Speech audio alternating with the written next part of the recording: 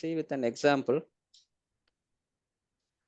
See here in this screenshot attached above, port 49 and then 51 has been selected for interconnecting both the switches inside the data center.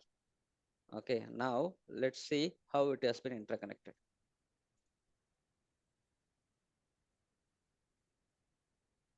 Okay, see, this is the S-series switch and it has been placed inside the rack.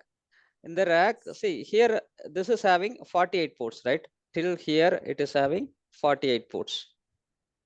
See here. Up to here, it is using 48 ports. Then 49, 50, 51, it all comes on here. Okay.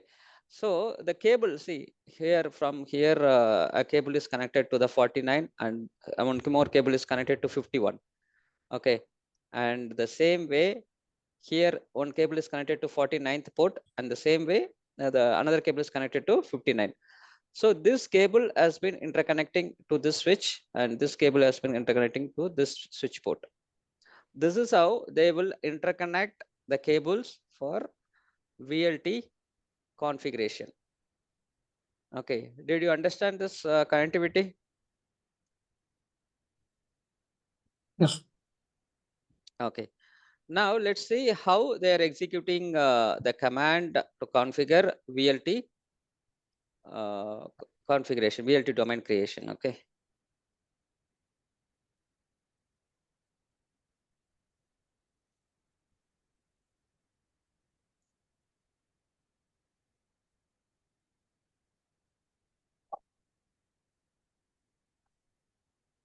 Okay.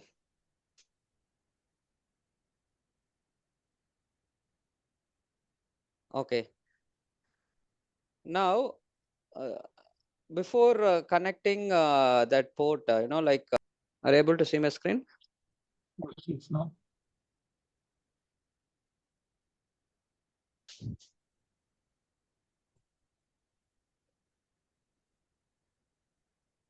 Are you able to see my screen? Yes, yes. Okay. See, in most of the networks, this auto negotiation feature is the recommended option. Okay.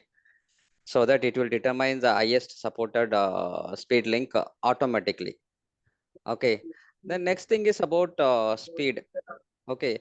In some environments, there could be some requirement to set the speed manually based on that devices, because when you connect a device to the network switch, okay, that network should switch, device should not have a speed which is beyond that switch limit. For example, if the switch is having 10 Gbps and your server should not have 20 Gbps, right? So in that time, if that is the case, you need to set the speed manually in either one of the devices. Okay, so fixed speed, sometimes it might get required, but most of the times, when you are going for a new deployment, that won't be a case. That speed limit, no need to mention it manually. Okay, but at special scenarios, you need to set the speed manually. For example, you can set it to 1 Gbps, 10 Gbps, 55 or 40 Gbps based on the requirement. Then about duplex. So duplex, full duplex is a requirement uh, and it's a recommendation from all end. Okay, but let's understand what is full and off duplex. A simple concept. Okay, off duplex is like this walkie-talkie. Only one person can speak at a time, right? So if the other person has Yes. to speak, he has to say over and then he has to communicate, right? So this is off duplex. So at a single point of time, only one side communication is possible. You see, both side communication will work. But if a switch is sending traffic to another switch, so the other switch cannot send the traffic simultaneously. I will show you the screenshot. So this is the concept of hop duplex. Whereas in older devices, this is what happened when you integrate hub and a switch, but that is not the case now, right? So all the devices are capable of using full duplex.